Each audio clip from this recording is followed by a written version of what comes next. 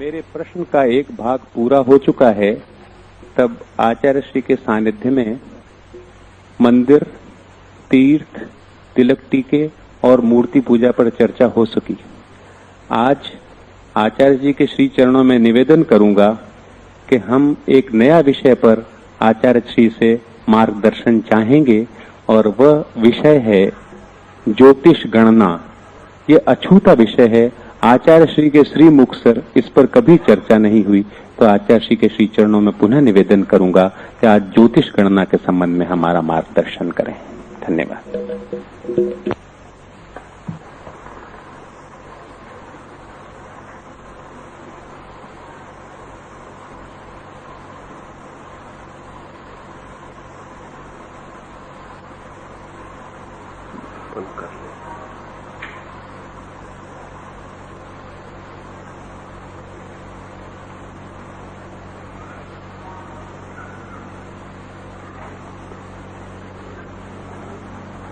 ज्योतिष शायद सबसे पुराना विषय और एक अर्थों में सबसे ज्यादा तिरस्कृत विषय भी है।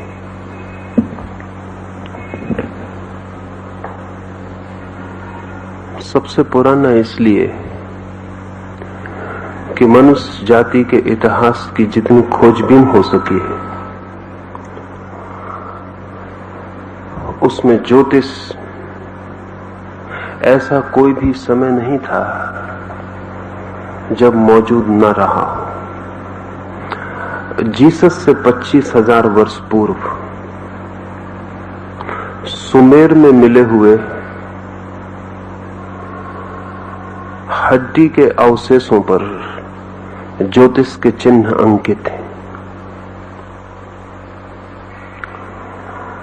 पश्चिम में पुरानी से पुरानी जो खोजबीन हुई है वो जीसस से 25,000 वर्ष पूर्व इन हड्डियों की है जिन पर ज्योतिष के चिन्ह और चंद्र की यात्रा के चिन्ह अंकित हैं। लेकिन भारत में तो बात और भी पुरानी है। ऋग्वेद में 95,000 वर्ष पूर्व ग्रह नक्षत्रों की जैसी स्थिति थी उसका उल्लेख है। इसी आधार पर लोकमान्य तिलक ने यह तय किया था कि ज्योतिष 90,000 वर्ष से ज्यादा पुराने तो निश्चित ही होने चाहिए, क्योंकि वेद में यदि 95,000 वर्ष पहले जैसी नक्षत्रों की स्थिति थी उसका उल्लेख है तो वो उल्लेख इतना पुराना तो होगा ही, क्योंकि उस समय जो स्थिति थी नक्षत्रों की उसे बाद में जानने का कोई भी उपाय नहीं था। अब हमारे पास ऐसे वैज्ञानिक साधन उपलब्ध हो सके हैं कि हम जान सकें अतीत में कि नक्षत्रों की स्थिति कब कैसी रही होगी।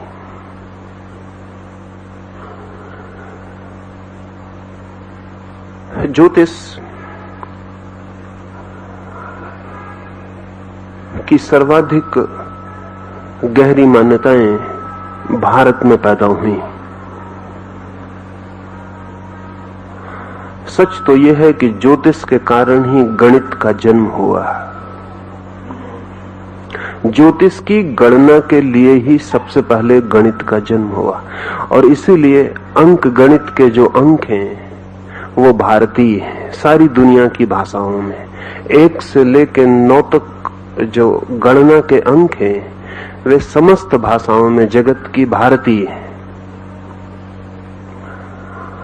और सारी दुनिया में 9 डिजिट 9 अंक स्वीकृत हो गए, उसका भी कुल कारण इतना है कि वे 9 अंक भारत में पैदा हुए और धीरे धीरे सारे जगत में फैल गए।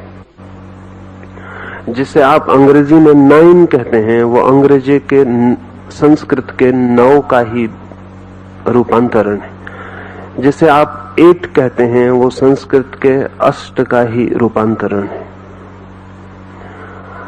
1 से लेकर 9 तक जगत की समस्त सभ्य भाषाओं में गणित के जो अंकों का प्रचलन है वो भारतीय ज्योतिष के प्रभाव में हुआ। भारत से ज्योतिष की पहली किरणें सुमेर की सभ्यता में पहुंची।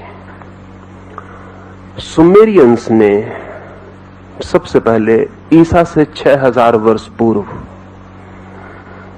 पश्चिम के जगत के लिए ज्योतिष का द्वार खोला।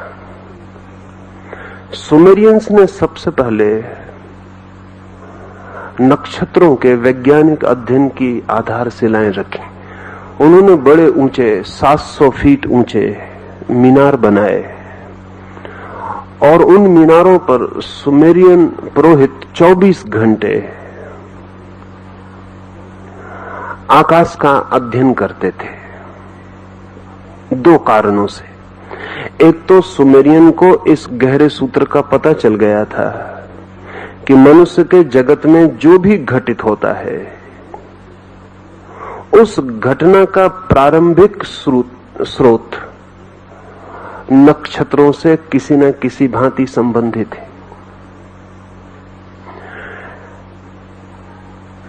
जीसस से 6000 वर्ष पहले सुमेरियंस की यह धारणा कि पृथ्वी पर जो भी बीमारी पैदा होती है, जो भी महामारी पैदा होती है, वो सब नक्षत्रों से संबंधित है। अब तो इसके लिए वैज्ञानिक आधार मिल गए हैं और जो लोग आज के विज्ञान को समझते हैं वो कहते हैं सुमेरियंस ने मनुष्य जाति का असली इतिहास प्रारंभ किया। इतिहासज्ञ कहते हैं कि सब तरह का इतिहास सुमेर से शुरू होता है। 1920 में चिजेवस्की नाम के एक रूसी वैज्ञानिक ने इस बात की खोजबीन की कि जब भी सूरज पर हर 11 वर्षों में पीरियोडिकली बहुत बड़ा विस्फोट होता है। सूर्य पर हर 11 वर्ष में आणविक विस्फोट होता है और चिजेवस्की ने यह खोजबीन की कि जब भी सूरज पर 11 वर्षों में आणविक विस्फोट होता है तभी पृथ्वी पर युद्ध और क्रांतियों के सूत्रपात होते हैं। और उसने कोई 700 वर्ष के लंबे इतिहास में सूर्य पर जब भी दुर्घटना घटती है तभी पृथ्वी पर दुर्घटना घटती है। इसका इतना वैज्ञानिक विश्लेषण किया कि स्टालिन ने उसे 1920 में उठा के जेल में डाल दिया। वो स्टालिन के मरने के बाद ही चिजेवस्की छूट सका, क्योंकि स्टालिन के लिए तो अजीब बात हो गई। मार्क्स का और कम्युनिस्टों का ख्याल है कि पृथ्वी पर जो क्रांतियां होती हैं उनका कारण मनुष्य के बीच आर्थिक वैभिन्न है, और चिजेवस्की कहता है कि क्रांतियों का कारण सूरज पर हुए विस्फोट है। अब सूरज पर हुए विस्फोट और मनुष्य के जीवन की गरीबी और अमीरी का क्या संबंध? अगर चिजेवस्की ठीक कहता है तो मार्क्स की सारी व्याख्या मिट्टी में चली जाती है। तब क्रांतियों का कारण वर्गीय नहीं रह जाता, तब क्रांतियों का कारण ज्योतिषीय हो जाता है। चिजेवस्की को गलत तो सिद्ध नहीं किया जा सका, क्योंकि 700 साल की जो गणना उसने दी थी वो इतनी वैज्ञानिक थी और सूरज में हुए विस्फोटों के साथ इतना गहरा संबंध उसने पृथ्वी पर घटने वाली घटनाओं का स्थापित किया था कि उसे गलत सिद्ध करना तो कठिन था, लेकिन उसे साइबेरिया में डाल देना आसान था। स्टालिन के मर जाने के बाद ही चिजेवस्की को क्रुश्चेव साइबेरिया से मुक्त कर पाया। इस आदमी के 50 साल जीवन के कीमती साइबेरिया में नष्ट हुए। छूटने के बाद भी वो 4-6 महीने से ज्यादा जीवित नहीं रह सका, लेकिन 6 महीने में भी वो अपनी स्थापना के लिए और नए प्रमाण इकट्ठे कर गया है। पृथ्वी पर जितनी महामारियां फैलती हैं उन सब का संबंध भी वो सूरज से जोड़ गया है। सूरज जैसा हम साधारणतः सोचते हैं, ऐसा कोई निष्क्रिय अग्नि का गोला नहीं है, अत्यंत सक्रिय है और प्रतिपल सूरज की तरंगों में रूपांतरण होते रहते हैं और सूरज की तरंगों का जरा सा रूपांतरण भी पृथ्वी के प्राणों को कंपित करता है। इस पृथ्वी पर कुछ भी ऐसा घटित नहीं होता जो सूरज पर घटित हुए बिना घटित हो जाता हो। जब सूर्य का ग्रहण होता है तो पक्षी जंगलों में गीत गाना 24 घंटे पहले से बंद कर देते। पूरे ग्रहण के समय तो सारी पृथ्वी मौन हो जाती है, पक्षी गीत गाना बंद कर देते। सारे जंगलों के जानवर भयभीत हो जाते, किसी बड़ी आशंका से पीड़ित हो जाते। बंदर वृक्षों को छोड़कर नीचे आ जाते हैं, भीड़ लगा के किसी सुरक्षा का उपाय करने लगते हैं। और एक आश्चर्य की बंदर जो निरंतर बातचीत और शोरगुल में लगे रहते हैं, सूर्य ग्रहण के वक्त बंदर इतने मौन हो जाते हैं जितने साधु और सन्यासी भी नहीं होते।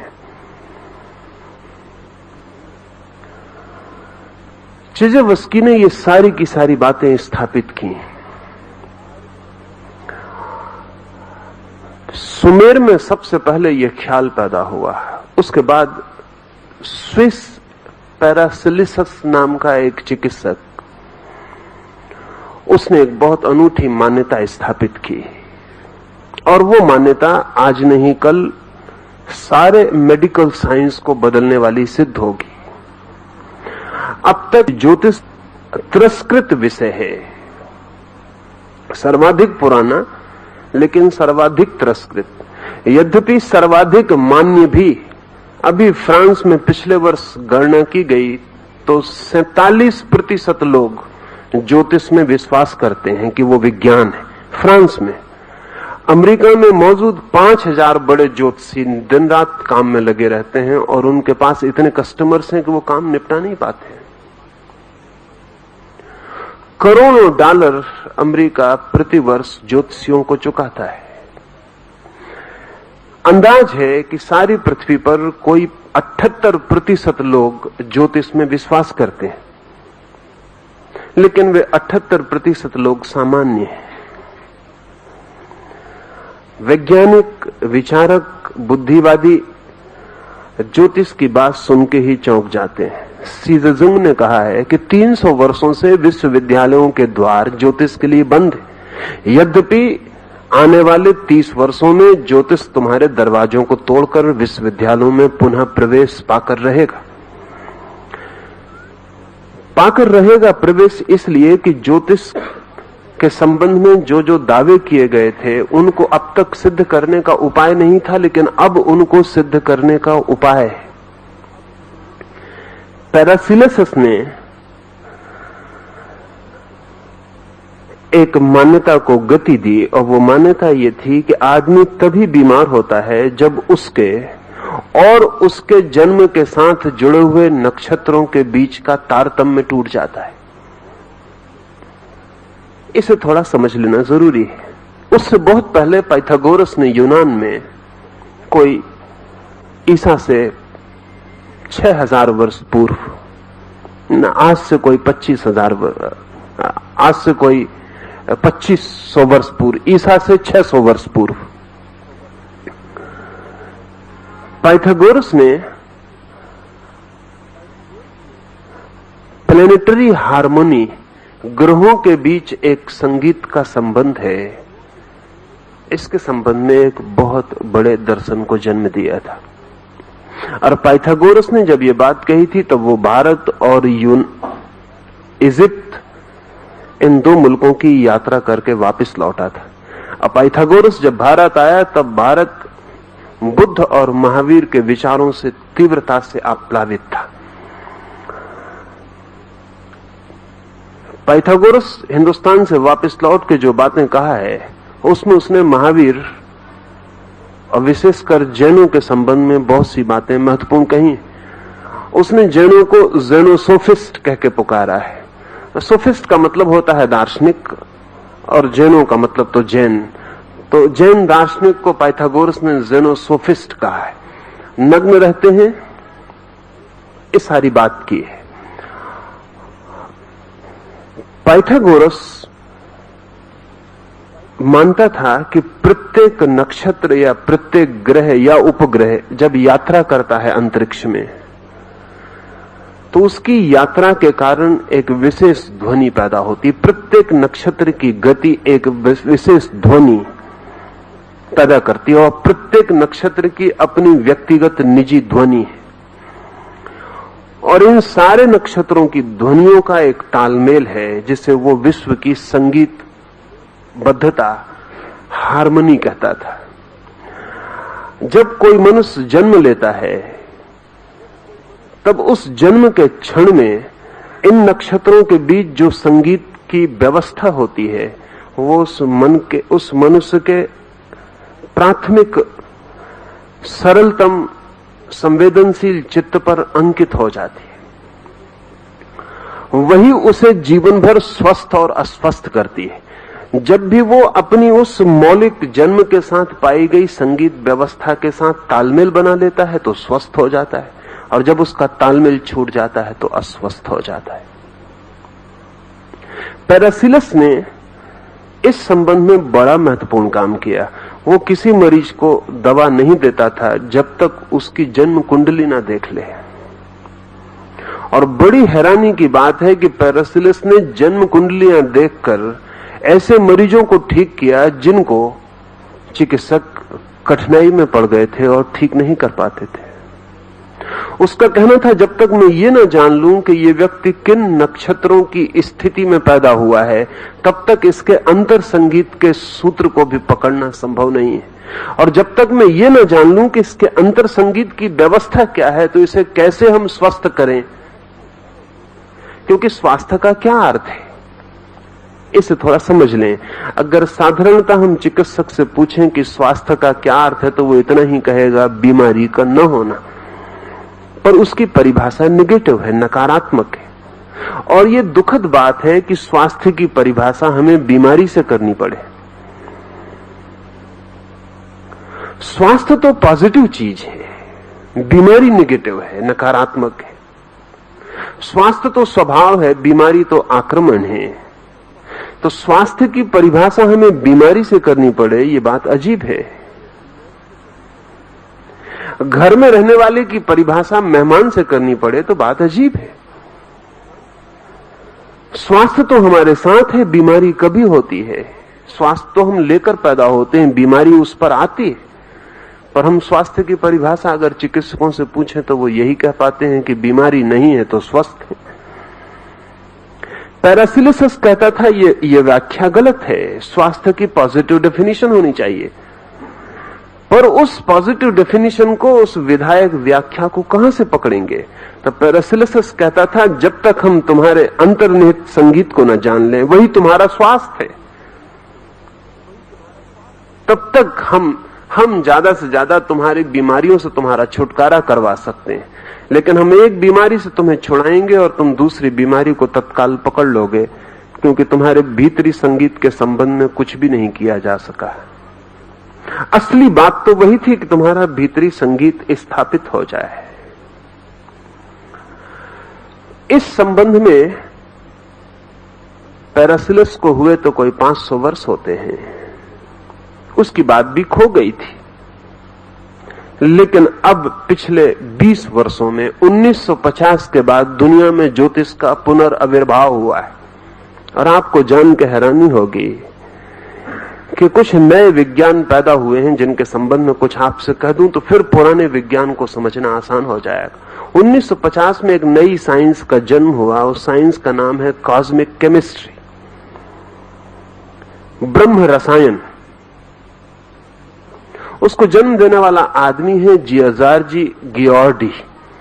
यह आदमी इस सदी के कीमती से कीमती थोड़े से आदमियों में एक है। इस आदमी ने वैज्ञानिक आधारों पर प्रयोगशालाओं में अनंत प्रयोगों को करके यह सिद्ध किया है कि जगत, पूरा जगत एक ऑर्गेनिक यूनिटी है। पूरा जगत एक शरीर है। और अगर मेरी अंगुली बीमार पड़ जाती है तो मेरा पूरा शरीर प्रभावित होता है। शरीर का अर्थ होता है कि टुकड़े अलग अलग नहीं है, संयुक्त हैं, जीवंत रूप से इकट्ठे हैं। अगर मेरी आंख में तकलीफ होती है तो मेरे पैर का अंगूठा भी अनुभव करता है। और अगर मेरे पैर को चोट लगती है तो मेरे हृदय को भी खबर मिलती है।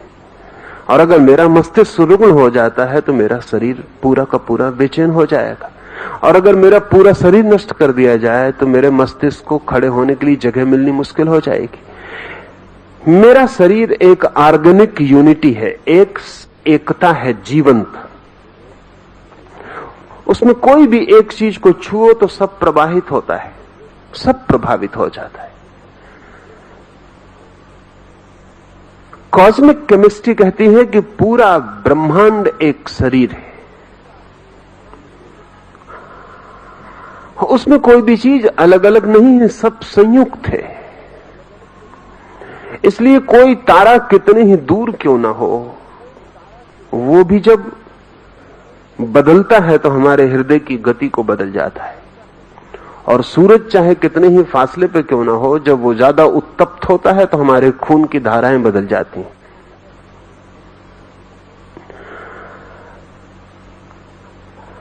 हर 11 वर्षों में, पिछली बार जब सूरज पर बहुत ज्यादा गतिविधि चल रही थी और अग्नि के विस्फोट चल रहे थे, तो एक जापानी चिकित्सक तोमातो बहुत हैरान हुआ। वो चिकित्सक स्त्रियों के खून पर निरंतर काम कर रहा था 20 वर्षों से। स्त्रियों के खून की एक विशेषता है जो पुरुषों के खून की नहीं है।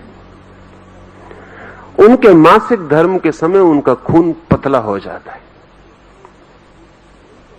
और पुरुष का खून पूरे समय एक सा रहता है। स्त्रियों का खून मासिक धर्म के समय पतला हो जाता है, या गर्भ जब उनके पेट में होता है तब उनका खून पतला हो जाता है। पुरुष और स्त्री के खून में एक बुनियादी फर्क तोमोतो अनुभव कर रहा था। लेकिन जब सूरज पर बहुत जोर से तूफान चल रहे थे आणविक शक्तियों के, हर 11 वर्ष में चलते हैं, तो वो चकित हुआ कि पुरुषों का खून भी पतला हो जाता है। जब सूरज पर आणविक तूफान चलता है तब पुरुष का खून भी पतला हो जाता है। ये बड़ी नई घटना थी, ये इसके पहले कभी रिकॉर्ड नहीं की गई थी कि पुरुष के खून पर सूरज पर चलने वाले तूफान का कोई प्रभाव पड़ेगा। और अगर खून पर प्रभाव पड़ सकता है तो फिर किसी भी चीज पर प्रभाव पड़ सकता है। एक दूसरा अमेरिकन विचारक है फ्रैंक ब्राउन। वो अंतरिक्ष यात्रियों के लिए सुविधाएं जुटाने का काम करता रहा है। उसकी आधी जिंदगी अंतरिक्ष में जो मनुष्य यात्रा करने जाएंगे उनको तकलीफ ना हो इसके लिए काम करने की रही है। सबसे बड़ी विचारणीय बात यही थी कि पृथ्वी को छोड़ते ही अंतरिक्ष में न मालूम कितने प्रभाव होंगे, न मालूम कितनी धाराएं होंगी रेडिएशन की, किरणों की, वो आदमी पर क्या प्रभाव करेंगी। लेकिन 2000 साल से ऐसा समझा जाता रहा है अरस्तु के बाद पश्चिम में कि अंतरिक्ष शून्य है, वहां कुछ है ही नहीं। 200 मील के बाद पृथ्वी पर हवाएं समाप्त हो जाती हैं और फिर अंतरिक्ष शून्य है। लेकिन अंतरिक्ष यात्रियों की खोज ने सिद्ध किया कि वो बात गलत है। अंतरिक्ष शून्य नहीं है, बहुत भरा हुआ है, और न तो शून्य है न मृत है, बहुत जीवंत है। सच तो यह है कि पृथ्वी की 200 मील की हवाओं की परतें सारे प्रभावों को हम तक आने से रोकती हैं। अंतरिक्ष में तो अद्भुत प्रवाहों की धाराएं बहती रहती हैं, उनको आदमी सह पाएगा या नहीं, तो आप जान के हैरान होंगे और हंसेंगे भी कि आदमी को भेजने के पहले ब्राउन ने आलू भेजे अंतरिक्ष में, क्योंकि ब्राउन का कहना आलू और आदमी में बहुत भीतरी फर्क नहीं है। अगर आलू सड़ जाएगा तो आदमी नहीं बच सकेगा, और अगर आलू बच सकता है तो ही आदमी बच सकेगा। आलू बहुत मजबूत प्राणी है और आदमी तो बहुत संवेदनशील है। अगर आलू भी नहीं बच सकता अंतरिक्ष में और सड़ जाएगा तो आदमी के बचने का कोई उपाय नहीं। अगर आलू लौट आता है जीवंत, मरता नहीं है, और उसे जमीन में बोने पे अंकुर निकल आता है, तो फिर आदमी को भेजा जा सकता है। तब भी डर है कि आदमी सह पाएगा या नहीं। इससे एक और हैरानी की बात ब्राउन ने सिद्ध की कि आलू जमीन के भीतर पड़ा हुआ या कोई भी बीज जमीन के भीतर पड़ा हुआ भी बढ़ता है सूरज के ही संबंध में। सूरज ही उसे जगाता उठाता है, उसके अंकुर को पुकारता और ऊपर उठाता है। ब्राउन एक दूसरे शास्त्र का अन्वेषक है और उस शास्त्र को अभी ठीक ठीक नाम मिलना शुरू हो रहा है, लेकिन अभी उसे कहते हैं प्लेनेटरी हेरेडिटी, उपग्रही वंशानुक्रम। अंग्रेजी में शब्द है होरोस्कोप, वो यूनानी होरोस्कोपस का रूप है।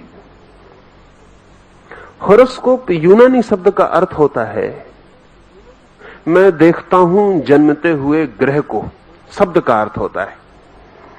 असल में जब एक बच्चा पैदा होता है तब उसी समय पृथ्वी के चारों ओर क्षितिज पर अनेक नक्षत्र जन्म लेते हैं, उठते हैं। जैसे सूरज उठता है सुबह, जैसे सुबह सूरज उगता है सांझ डूबता है, ऐसे ही 24 घंटे अंतरिक्ष में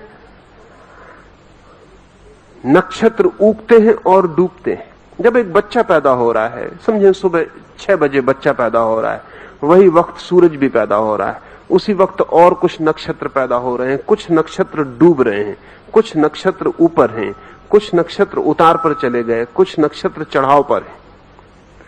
ये बच्चा जब पैदा हो रहा है तब अंतरिक्ष में नक्षत्रों की एक स्थिति है। अब तक ऐसा समझा जाता था और अभी भी अधिक लोग जो बहुत गहराई से परिचित नहीं है वो ऐसा ही सोचते हैं कि चांद तारों से आदमी के जन्म का क्या लेना देना। चांद तारे कहीं भी हों, इससे एक गांव में बच्चा पैदा हो रहा है, इससे क्या फर्क पड़ेगा। फिर वे ये भी कहते हैं कि एक ही बच्चा पैदा नहीं होता, एक तिथि में एक नक्षत्र की स्थिति में लाखों बच्चे पैदा होते हैं, उनमें से एक प्रेसिडेंट बन जाता है किसी मुल्क का, बाकी तो नहीं बन पाते। एक उनमें से 100 वर्ष का होकर मरता है, दूसरा 2 दिन का ही मर जाता है। एक उसमें से बहुत बुद्धिमान होता है और एक निर्बुद्धि रह जाता है। तो साधारण देखने पर पता चलता है कि इन ग्रह नक्षत्रों की स्थिति का किसी के बच्चे के पैदा होने से होरोस्कोप से क्या संबंध हो सकता है। ये तर्क इतना सीधा और साफ मालूम होता है कि ये चांद तारे एक बच्चे के जन्म की चिंता भी नहीं करते हैं। और फिर एक बच्चा ही पैदा नहीं होता, एक स्थिति में लाखों बच्चे पैदा होते, पर लाखों बच्चे एक से नहीं होते।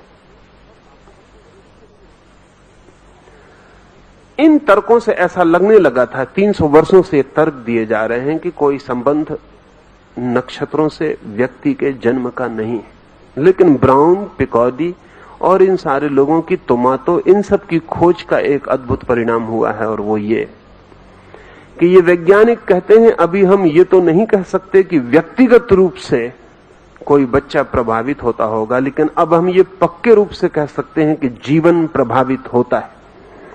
एक बात, व्यक्तिगत रूप से बच्चा प्रभावित होता होगा हम अभी नहीं कह सकते हैं, लेकिन जीवन निश्चित रूप से प्रभावित होता है।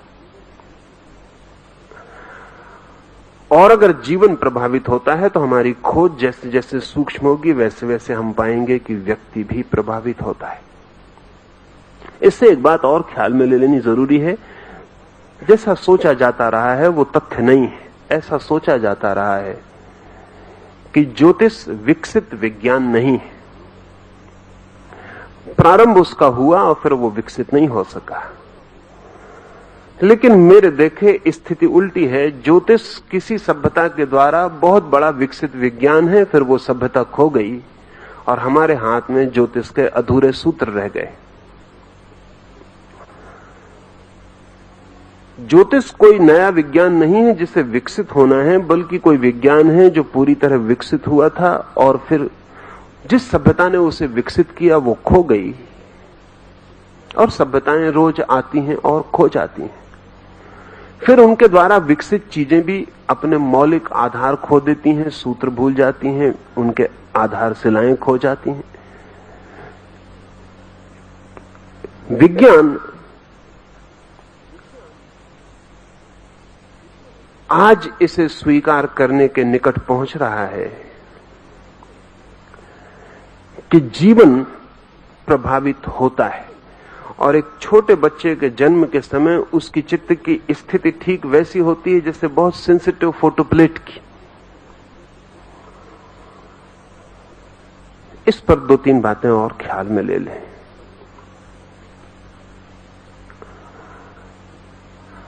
ताकि समझ में आ सके कि जीवन प्रभावित होता है, और अगर जीवन प्रभावित होता है तो ही ज्योतिष की कोई संभावना निर्मित होती, अन्यथा निर्मित नहीं होती।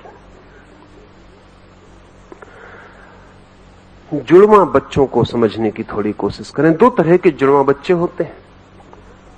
एक तो जुड़वा बच्चे होते हैं जो एक ही अंडे से पैदा होते हैं, और दूसरे जुड़वा बच्चे होते हैं जो होते तो जुड़वा हैं लेकिन 2 अंडों से पैदा होते हैं।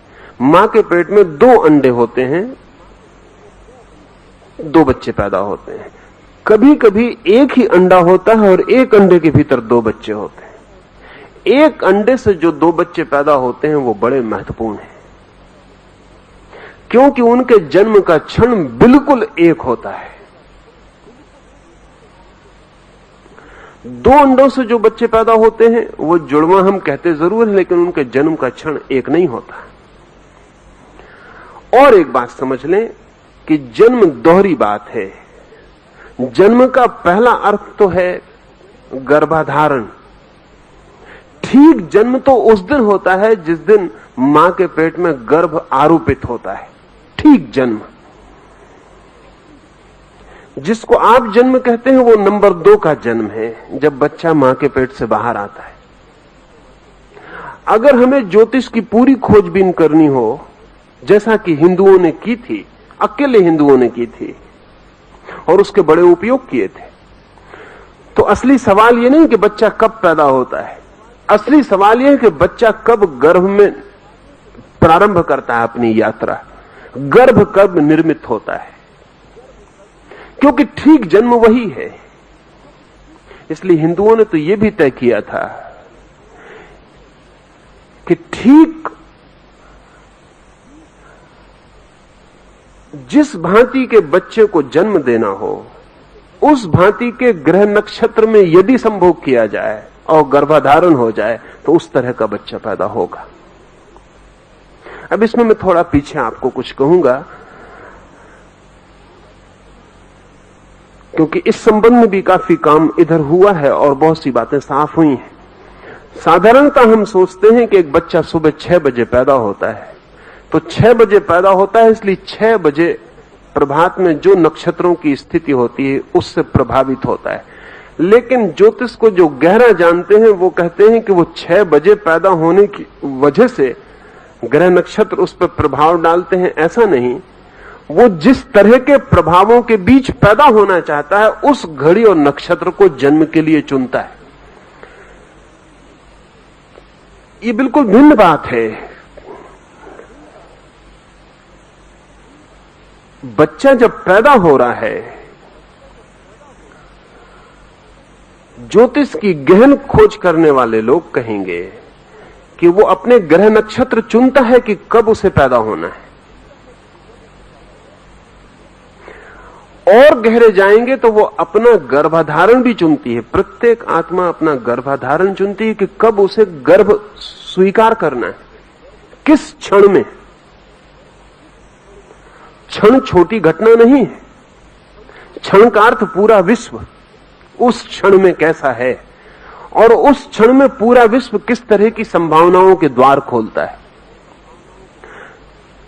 जब एक अंडे में 2 बच्चे एक साथ गर्भाधारण लेते हैं तो उनके गर्भाधारण का क्षण एक ही होता है और उनके जन्म का क्षण भी एक होता है।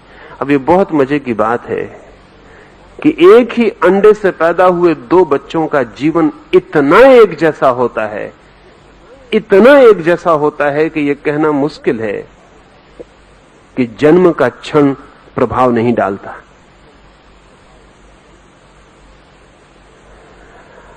एक अंडे से पैदा हुए दो बच्चे, उनका आईक्यू, उनका बुद्धिमाप करीब करीब बराबर होता है, और जो थोड़ा सा भेद दिखता है वो जो जानते हैं वो कहते हैं वो हमारे मेजरमेंट की गलती के कारण। अभी तक हम ठीक मापदंड विकसित नहीं कर पाए हैं जिनसे हम बुद्धि का अंक नाप सकें।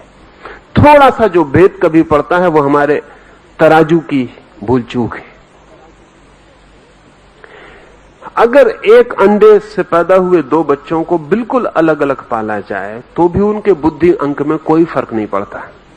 एक को हिंदुस्तान में पाला जाए और एक को चीन में पाला जाए, कभी एक दूसरे को पता भी न चलने दिया जाए। ऐसी कुछ घटनाएं घटी हैं जब दोनों बच्चे अलग अलग बड़े हुए, लेकिन उनके बुद्धि अंक में कोई फर्क नहीं पड़ता।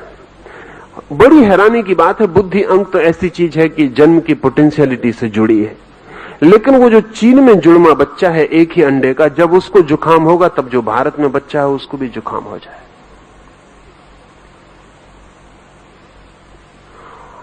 आमतौर से एक अंडे से पैदा हुए बच्चे एक ही साल में मरते हैं।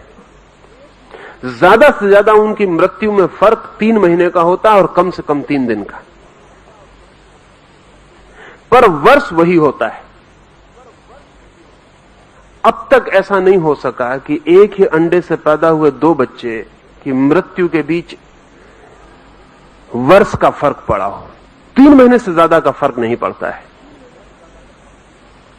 अगर एक बच्चा मर गया है तो हम मान सकते हैं कि 3 दिन के बाद और 3 महीने के बीच दूसरा बच्चा मर जाएगा।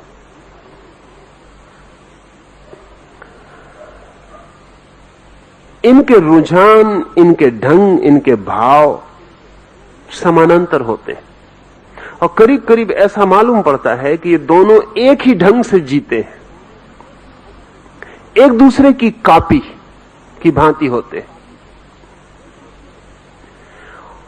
इनका इतना एक जैसा होना और बहुत सी बातों से सिद्ध होता है। हम सबकी चमड़ियां अलग अलग हैं, इंडिविजुअल। अगर मेरा हाथ टूट जाए और मेरी चमड़ी बदलनी पड़े तो आपकी चमड़ी मेरे हाथ के काम नहीं आएगी, मेरे ही शरीर की चमड़ी उखाड़ के लगानी पड़ेगी। इस पूरी जमीन पर कोई आदमी नहीं खोजा जा सकता जिसकी चमड़ी मेरे काम आ जाए। क्या बात है। फिजियोलॉजिस्ट से हम पूछें कि चमड़ी के दोनों के बनावट में कोई भेद है, चमड़ी के रसायन में कोई भेद है, चमड़ी में जो तत्व निर्मित करते हैं चमड़ी को उसमें कोई भेद है? तो कोई भेद नहीं है। मेरी चमड़ी और दूसरे आदमी की चमड़ी को अगर हम रख दें एक वैज्ञानिक को जांच करने के लिए तो वो ये ना बता पाएगा कि 2 आदमियों की चमड़ियां हैं। चमड़ियों में कोई भेद नहीं है, लेकिन फिर भी हैरानी की बात है कि मेरी चमड़ी की को दूसरे की चमड़ी नहीं बिठाई जा सकती, मेरा शरीर उसे इंकार कर देता है। वैज्ञानिक जिसे नहीं पहचान पाते कि कोई भेद है, लेकिन मेरा शरीर पहचानता है, मेरा शरीर इंकार कर देता है कि इसे स्वीकार नहीं करेंगे। हां, एक ही अंडे से पैदा हुए 2 बच्चों की चमड़ी ट्रांसप्लांट हो सकती है। सिर्फ एक दूसरे की चमड़ी को एक दूसरे पर बिठाया जा सकता है, शरीर इंकार नहीं करेगा। क्या कारण होगा, क्या वजह होगी?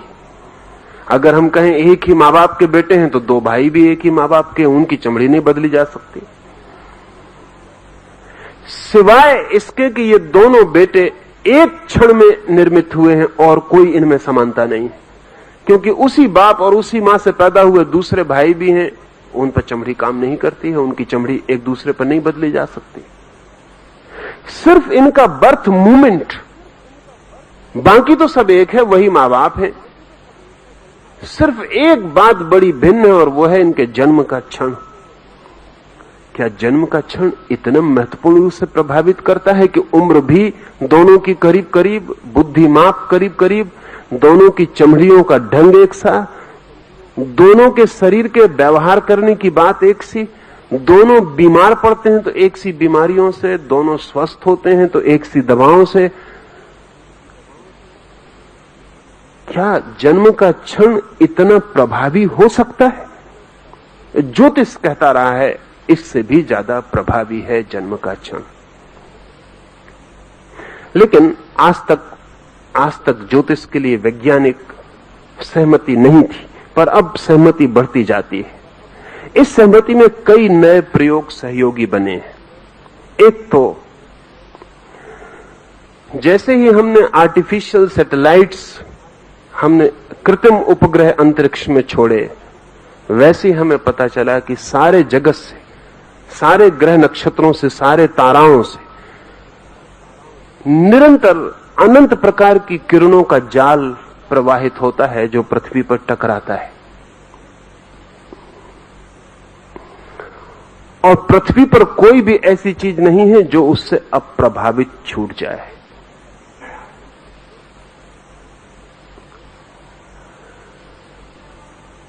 हम जानते हैं कि चांद से समुद्र प्रभावित होता है, लेकिन हमें ख्याल नहीं है कि समुद्र में पानी और नमक का जो अनुपात है वही आदमी के शरीर में पानी और नमक का अनुपात है, द सेम प्रोपोर्शन। और आदमी के शरीर में 65% पानी है और नमक और पानी का वही अनुपात है जो अरब की खाड़ी में। अगर समुद्र का पानी प्रभावित होता है चांद से, तो आदमी के शरीर के भीतर का पानी क्यों प्रभावित नहीं होगा? अभी इस संबंध में जो खोजबीन हुई उसमें 2-3 तथ्य ख्याल में ले लेने जैसे हैं। वो ये कि पूर्णिमा के निकट आते आते सारी दुनिया में पागलपन की संख्या बढ़ती है। अमावस के दिन दुनिया में सबसे कम लोग पागल होते हैं, पूर्णिमा के दिन सर्वाधिक। चांद के बढ़ने के साथ अनुपात पागलों का बढ़ना शुरू होता है। पूर्णिमा के दिन पागलखानों में सर्वाधिक लोग प्रवेश करते हैं और अमावस के दिन पागलखानों से सर्वाधिक लोग बाहर जाते हैं। अब तो इसके स्टैटिस्टिक्स उपलब्ध हैं। अंग्रेजी में शब्द है लूनाटिक। लूनाटिक का मतलब होता है चांद मारा, लूनार। हिंदी में भी पागल के लिए चांद मारा शब्द है, बहुत पुराना शब्द। और लूनाटिक भी कोई 3000 साल पुराना शब्द है। कोई 3000 साल पहले भी आदमी को ख्याल था कि चांद पागल के साथ कुछ ना कुछ करता है।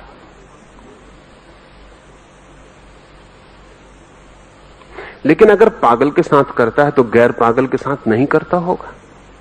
आखिर मस्तिष्क की बनावट, आदमी के शरीर के भीतर की संरचना तो एक जैसी है। हाँ, यह हो सकता है कि पागल पे थोड़ा ज्यादा करता होगा, गैर पागल पे थोड़ा कम कर सकता होगा, ये मात्रा का भेद होगा। लेकिन ऐसा नहीं हो सकता कि गैर पागल पे बिल्कुल नहीं करता होगा। अगर ऐसा होगा तब तो कोई पागल कभी पागल ना हो, क्योंकि सब गैर पागल ही पागल होते। पहले तो काम गैर पागल पर ही करना पड़ता होगा चांद को। प्रोफेसर ब्राउन ने एक अध्ययन किया है। वो खुद ज्योतिष में विश्वासी आदमी नहीं थे, अविश्वासी थे, और अपने पिछले लेखों में उन्होंने बहुत मजाक उड़ाई है। लेकिन पीछे उन्होंने सिर्फ खोजबीन के लिए एक काम शुरू किया कि मिलिट्री के बड़े बड़े जनरल्स की उन्होंने जन्म कुंडलियां इकट्ठी की, डॉक्टर्स की, अलग अलग प्रोफेशंस की। बड़ी मुश्किल में पड़ गए इकट्ठी करके, क्योंकि पाया कि प्रत्येक प्रोफेशन के आदमी एक विशेष ग्रह में पैदा होते हैं, एक विशेष नक्षत्र स्थिति में पैदा होते हैं। जिससे जितने भी बड़े प्रसिद्ध जनरल्स हैं, मिलिट्री के सेनापति हैं, योद्धा हैं, उनके जीवन में मंगल का भारी प्रभाव है। वही प्रभाव प्रोफेसर की जिंदगी में बिल्कुल नहीं है। ब्राउन ने जो अध्ययन किया, कोई 50,000 व्यक्तियों का, जो भी सेनापति हैं, उनके जीवन में मंगल का प्रभाव भारी है। आमतौर से जब वे पैदा होते हैं तब मंगल जन्म ले रहा होता है। उनके जन्म की घड़ी मंगल के जन्म की घड़ी होती है। ठीक उससे विपरीत जितने पैसिफिस्ट हैं दुनिया में, जितने शांतिवादी हैं, वो कभी मंगल के जन्म के साथ पैदा नहीं होते। एक आध मामले में यह संयोग हो सकता है, लेकिन लाखों मामलों में संयोग नहीं हो सकता।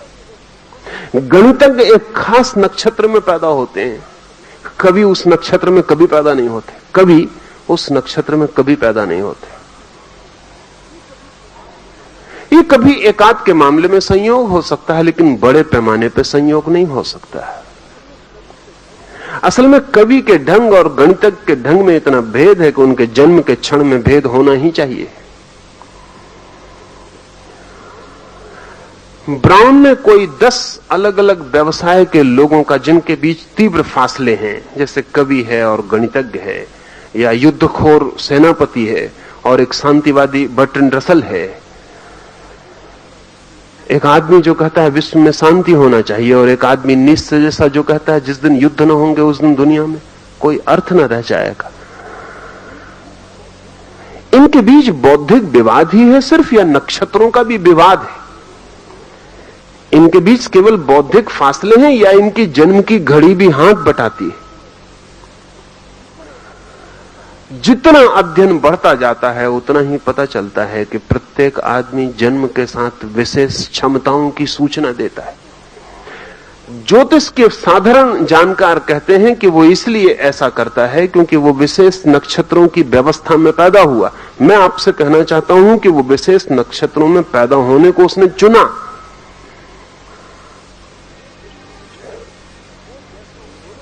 वो जैसा होना सकता था, जो उसके होने की आंतरिक संभावना थी, जो उसके पिछले जन्मों का पूरा रूप था, जो उसकी संयोजित अर्जित चेतना थी, वो इस नक्षत्र में ही पैदा होगी।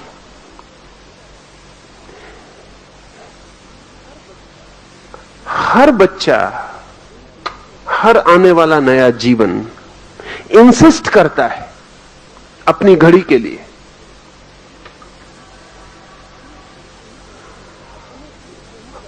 अपनी घड़ी में ही पैदा होना चाहता है, अपनी ही घड़ी में गर्भाधान लेना चाहता है। दोनों अन्योन्याश्रित हैं, इंटरडिपेंडेंट हैं। मैंने आपसे कहा कि जैसे समुद्र का पानी प्रभावित होता है, सारा जीवन पानी से निर्मित है। पानी के बिना कोई जीवन की संभावना नहीं है। यूनान में पुराने दार्शनिक कहते थे पानी से जीवन, या पुराने भारतीय और चीनी और दूसरे दुनिया की मैथोलॉजीज भी कहती हैं पानी से जीवन का जन्म। आज एवोल्यूशनर को मानने वाले, विकास को मानने वाले वैज्ञानिक भी कहते हैं कि जीवन का जन्म पानी से। शायद पहला जीवन काई, वो जो पानी पर जम जाती है, वही जीवन का पहला रूप, फिर आदमी तक विकास।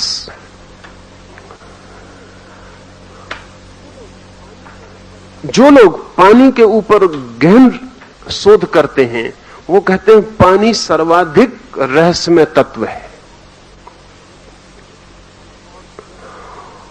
और जगत से, अंतरिक्ष से तारों का जो भी प्रभाव आदमी तक पहुंचता है उसमें मीडियम, माध्यम पानी है। आदमी के शरीर के जल को ही प्रभावित करके कोई भी रेडिएशन, कोई भी विकिरणन मनुष्य में प्रवेश करता है। जल पर बहुत काम हो रहा है और जल के बहुत से मिस्टीरियस, रहस्यमय गुण ख्याल में आ रहे हैं। सर्वाधिक रहस्यमय गुण तो जल का जो ख्याल में अभी 10 वर्षों में वैज्ञानिकों को आया है वो ये है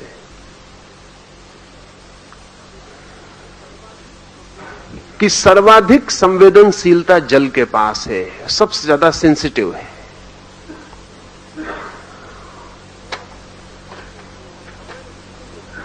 और हमारे जीवन में चारों ओर से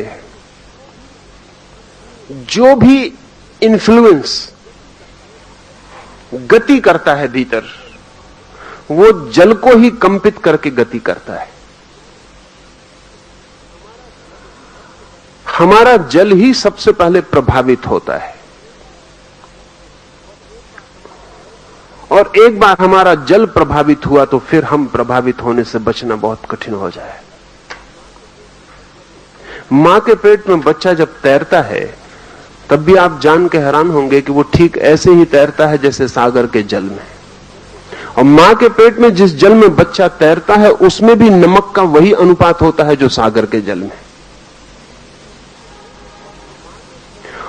और मां के शरीर से जो जो प्रभाव बच्चे तक पहुंचते हैं उनमें कोई सीधा संबंध नहीं होता है। ये जान के आप हैरान होंगे कि मां और उसके पेट में बनने वाले गर्भ का कोई सीधा संबंध नहीं होता। दोनों के बीच में जल, और मां से जो भी प्रभाव पहुंचते हैं बच्चे तक वो जल के ही माध्यम से पहुंचते हैं, सीधा कोई संबंध नहीं होता। फिर जीवन भर भी हमारे शरीर में जल का वही काम है जो सागर में काम है। सागर में बहुत सी मछलियों का अध्ययन किया गया है। ऐसी मछलियां हैं जो जब सागर का पूर्व उतार पर होता है, जब सागर उतरता है,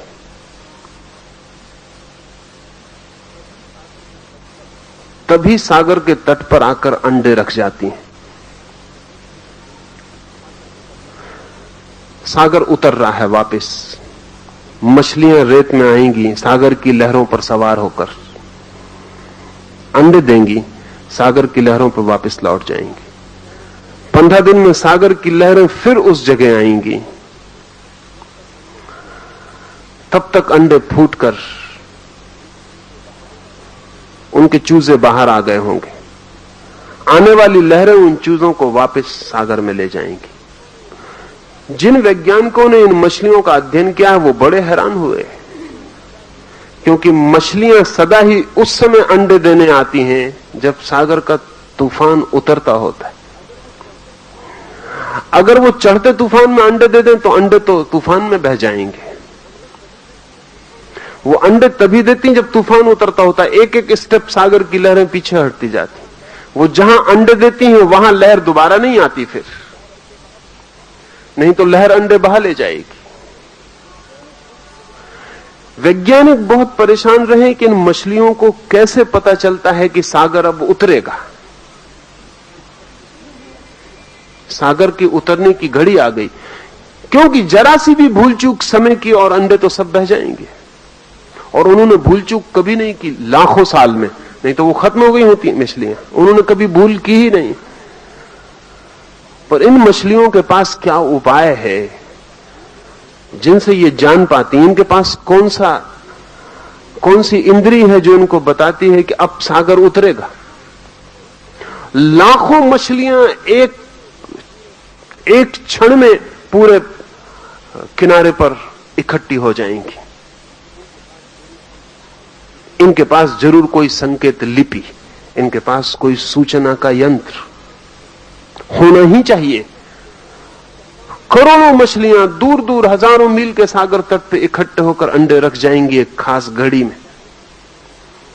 जो अध्ययन करते हैं वो कहते हैं कि चांद के अतिरिक्त और कोई उपाय नहीं। चांद से इनको जो संवेदनाएं मिलती हैं, मछलियों को उन संवेदनाओं से पता चलता है कि कब उतार पर, कब चढ़ाव पर। चांद से जो उन्हें धक्के मिलते हैं, उन्हीं धक्कों के अतिरिक्त और कोई रास्ता नहीं है कि उनको पता चल जाए।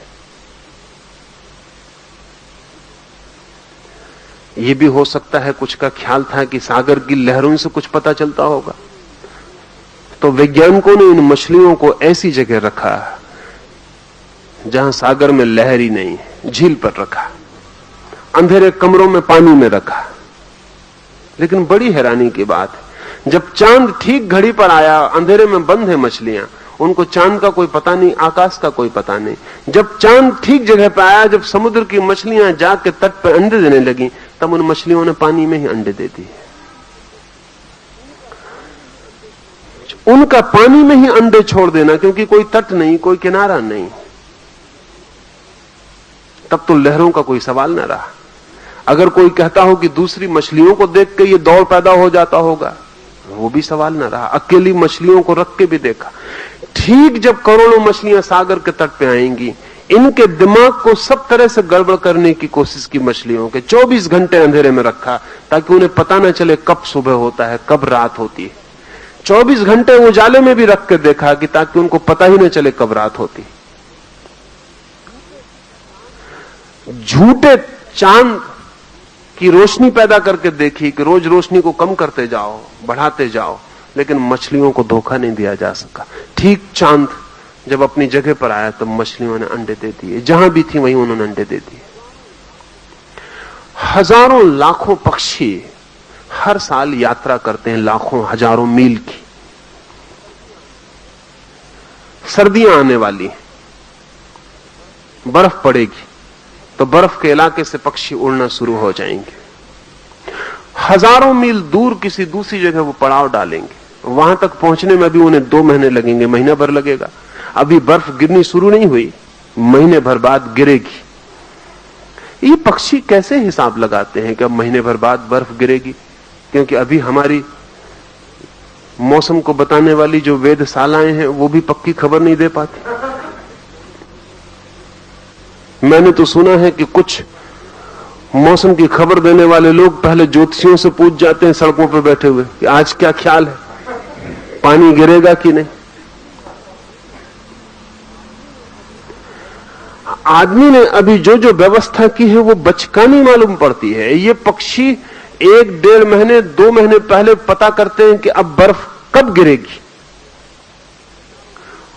और हजारों प्रयोग करके देख लिया गया है कि जिस दिन पक्षी उड़ते हैं, हर पक्षी की जाति का निश्चित दिन है। हर वर्ष बदल जाता है वो निश्चित दिन, क्योंकि बर्फ का कोई ठिकाना नहीं। लेकिन हर पक्षी का तय है कि वो बर्फ गिरने के 1 महीने पहले उड़ेगा, तो हर वर्ष वो 1 महीने पहले उड़ता है। बर्फ 10 दिन बाद गिरे तो वो 10 दिन बाद उड़ता है। बर्फ 10 दिन पहले गिरे तो वो 10 दिन पहले उड़ता है। ये बर्फ के गिरने का कुछ निश्चय तो नहीं है। ये पक्षी कैसे उड़ जाते हैं महीने भर पहले पता लगा कि जापान में एक चिड़िया होती है जो भूकंप आने के 24 घंटे पहले गांव खाली कर देती। साधारण गांव की चिड़िया है, हर गांव में बहुत होती। भूकंप आने के 24 घंटे पहले चिड़िया खाली कर देती। अभी भी वैज्ञानिक 2 घंटे के पहले भूकंप का पता नहीं लगा पाते, और 2 घंटे पहले भी अनसर्टेनिटी होती है, पक्का नहीं होता, सिर्फ प्रोबेबिलिटी होती है, संभावना होती है कि भूकंप हो सकता है। लेकिन 24 घंटे पहले तो जापान में तो कोई भूकंप का फौरन पता चल जाता है। जिस गांव से चिड़िया उड़ जाती है उस गांव के लोग समझ जाते हैं कि भाग जाओ, 24 घंटे का वक्त है, वो चिड़िया हट गई, गांव में दिखाई नहीं पड़ती। इस चिड़िया को कैसे पता चलता होगा? वैज्ञानिक अभी 10 वर्षों में एक नई बात कह रहे हैं, और वो ये कि प्रत्येक प्राणी के पास कोई ऐसा अंतर इंद्रिय है जो जागतिक प्रभावों को अनुभव करती है। शायद मनुष्य के पास भी है, लेकिन मनुष्य ने अपनी बुद्धिमानी में उसे खोया है।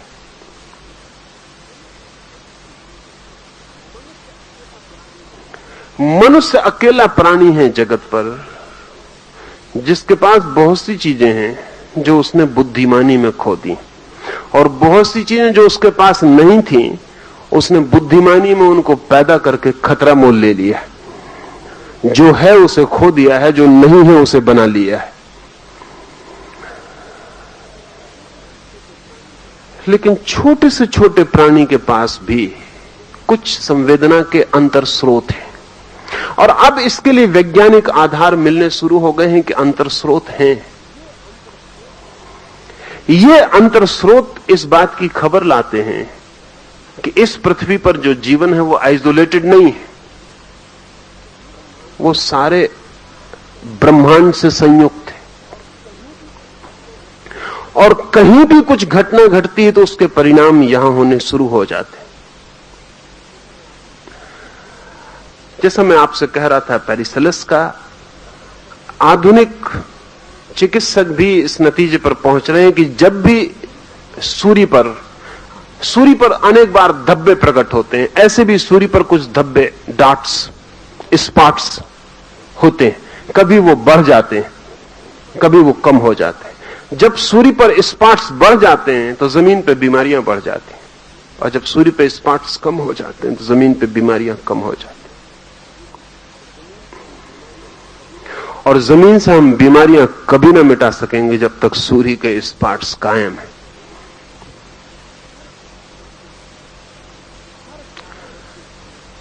हर 11 वर्ष में सूरज पर भारी उत्पात होता है, बड़े विस्फोट होते हैं, और जब 11 वर्ष में सूरज पर विस्फोट होते हैं और उत्पात होते हैं तो पृथ्वी पर युद्ध और उत्पात होते हैं। पृथ्वी पर युद्धों का जो क्रम है वो हर 10 वर्ष का है। महामारियों का जो क्रम है वो 10 और 11 वर्ष के बीच का है। क्रांतियों का जो क्रम है 10 और 11 वर्ष के बीच का है। एक बार ख्याल में आना शुरू हो जाए कि हम अलग और पृथक नहीं हैं, संयुक्त हैं, ऑर्गेनिक हैं, तो फिर ज्योतिष को समझना आसान हो जाएगा। इसलिए मैं ये सारी बातें आपसे कह रहा हूं।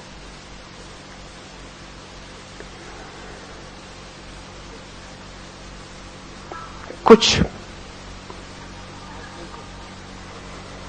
आदमी को ऐसा ख्याल पैदा हो गया था, अब भी है, कि ज्योतिष एक सुपरस्टिशन, एक अंधविश्वास है। बहुत दूर तक ये बात सच भी मालूम पड़ती है। असल में वही चीज अंधविश्वास मालूम पड़ने लगती है जिसके पीछे हम वैज्ञानिक कारण बताने में असमर्थ हो जाएं। वैसे ज्योतिष बहुत वैज्ञानिक है, और विज्ञान का अर्थ ही होता है कॉज और इफेक्ट के बीच, कार्य और कारण के बीच संबंध की तलाश। ज्योतिष कहता यही है कि इस जगत में जो भी घटित होता है उसके कारण हमें ज्ञात न हो, यह हो सकता है। ज्योतिष यह कहता है कि भविष्य जो भी होगा वो अतीत से विच्छिन्न नहीं हो सकता, उससे जुड़ा हुआ होगा। आप कल जो भी होंगे वो आज का ही जोड़ होगा। आज तक आप जो हैं वो बीते हुए कल का जोड़ है। ज्योतिष बहुत वैज्ञानिक चिंतन है। वो ये कहता है कि भविष्य अतीत से ही निकलेगा। आपका आज कल से निकला, आपका आने वाला कल आज से निकलेगा। और ज्योतिष ये भी कहता है कि जो कल होने वाला है वो किसी सूक्ष्म अर्थों में आज भी हो जाना चाहिए। अब इसे थोड़ा समझे। अब्राहम लिंकन ने मरने के 3 दिन पहले एक सपना देखा जिसमें उसने देखा कि उसकी हत्या कर दी गई, और व्हाइट हाउस के एक खास कमरे में उसकी लाश पड़ी हुई है। उसने नंबर भी कमरे का देखा। उसकी नींद खुल गई, वो हंसा। उसने अपनी पत्नी को कहा कि मैंने एक सपना देखा है कि मेरी हत्या कर दी गई है, और फला फला नंबर, उसी मकान में तो वो सोया हुआ है व्हाइट हाउस के, फला फला मकान, इस मकान के फला नंबर के कमरे में मेरी लाश पड़ी है। मेरे सिरहाने तू खड़ी हुई है और आसपास फला फला लोग खड़े हुए। हंसी हुई बात हुई। लिंकन सो गया, पत्नी सो गई। 3 दिन बाद लिंकन की हत्या हुई, और उसी नंबर के कमरे में और उसी जगह उसकी लाश 3 दिन बाद पड़ी थी, और उसी क्रम में आदमी खड़े थे।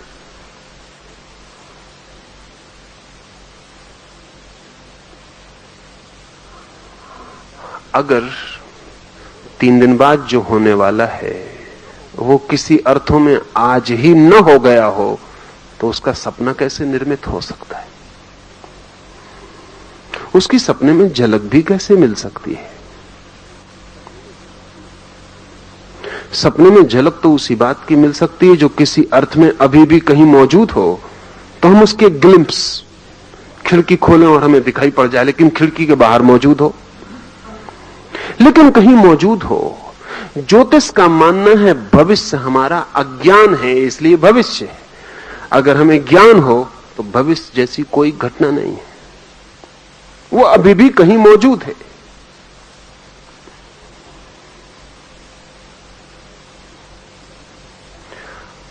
महावीर के जीवन में एक घटना का उल्लेख है जिस पर एक बहुत बड़ा विवाद चला, और महावीर के सामने ही महावीर के अनुयायियों का एक वर्ग टूट गया।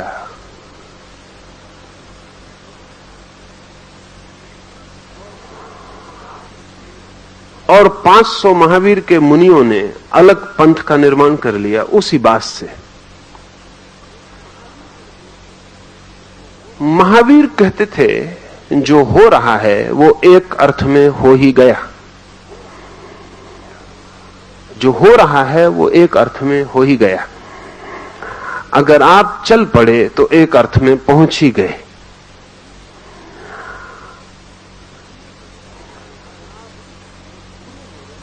अगर आप बूढ़े हो रहे हैं तो एक अर्थ में बूढ़े हो ही गए। महावीर कहते थे जो हो रहा है, जो क्रियमाण है, वो हो ही गया। महावीर का एक शिष्य वर्षा काल में महावीर से दूर था, बीमार था। उसने अपने एक शिष्य को कहा कि मेरे लिए चटाई बिछा दो। उसने चटाई बिछानी शुरू की। मुड़ी हुई गोल लपटी हुई चटाई को उसने थोड़ा सा खोला।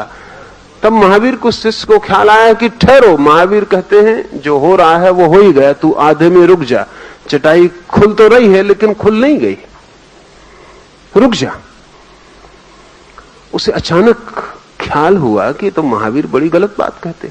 चटाई आधी खुली है लेकिन खुल कहां गई। उसने चटाई वहीं रोक दी। वो लौट के वर्षा काल के बाद महावीर के पास आया और उसने कहा कि आप गलत कहते हैं कि जो हो रहा है वो हो ही गया, क्योंकि चटाई अभी भी आधी खुली रखी, खुल रही थी लेकिन खुल नहीं गई। तो मैं आपकी बात गलत सिद्ध करने आया हूं। महावीर ने उससे जो कहा वो नहीं समझ पाया होगा, क्योंकि वो बहुत बाल बुद्धि का रहा होगा, अन्यथा ऐसी बात लेके नहीं आता है। महावीर ने कहा तूने रोका, रोक ही रहा था और रुक ही गया। वो जो चटाई तू रोका, रोक रहा था, रुक गया। तूने सिर्फ चटाई रुकते देखी, एक और क्रिया भी साथ चल रही थी, वो हो गई।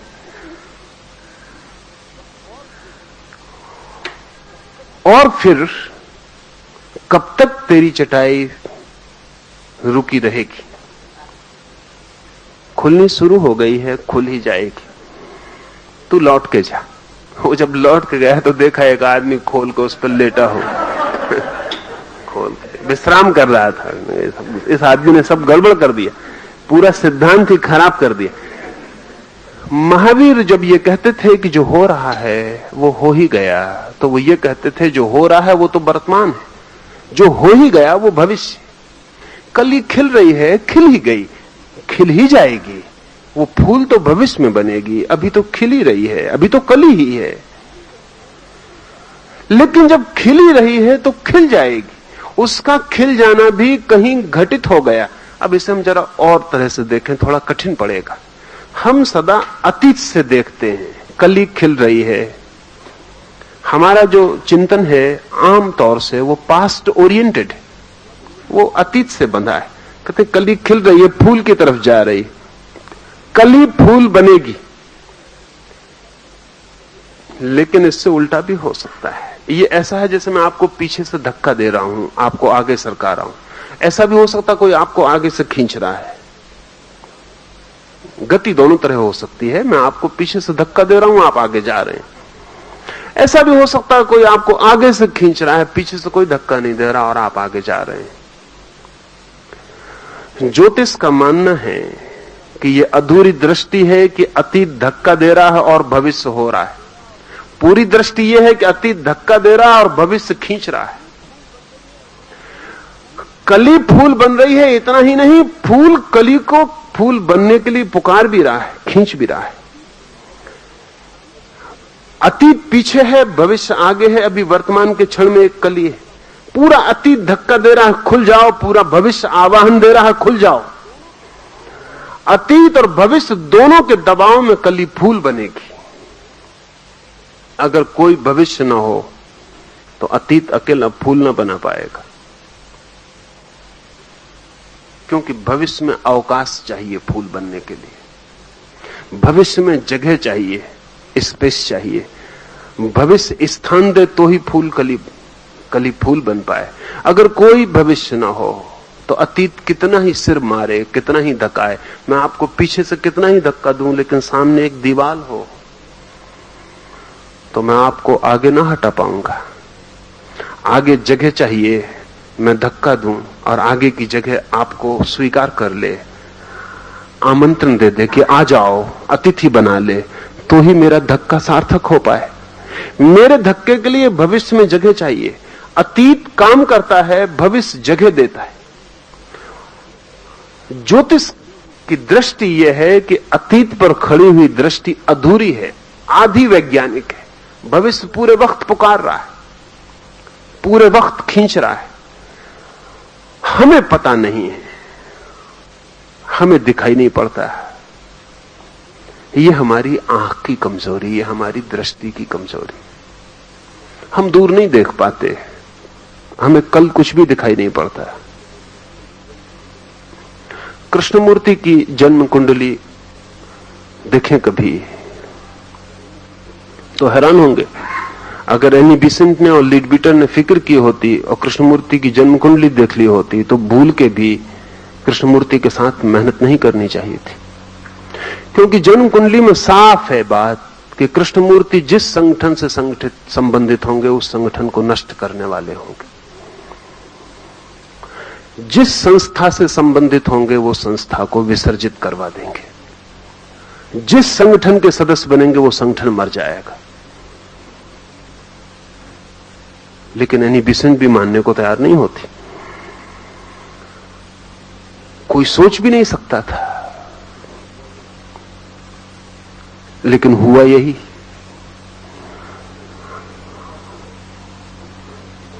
थियोसॉफी ने उन्हें खड़ा करने की कोशिश की। थियोसॉफी को उनकी वजह से इतना धक्का लगा कि वो सदा के लिए मर गया आंदोलन। फिर एनी बिसेंट ने स्टार ऑफ द ईस्ट नाम की बड़ी संस्था खड़ी की। फिर एक दिन कृष्णमूर्ति उस संस्था को विसर्जित करके अलग हो गए। एनी बिसेंट ने पूरा जीवन उस संस्था को खड़ा करने में समर्पित किया और नष्ट किया अपने को। लेकिन उसमें कृष्णमूर्ति का भी कुछ बहुत हाथ नहीं है। वो जिन नक्षत्रों की छाया में पैदा हुए हैं वो नक्षत्रों की सीधी सूचना है, तो वो किसी संस्था में भी डिस्ट्रक्टिव सिद्ध होंगे, किसी भी संस्था के भीतर वो विघटनकारी सिद्ध होंगे।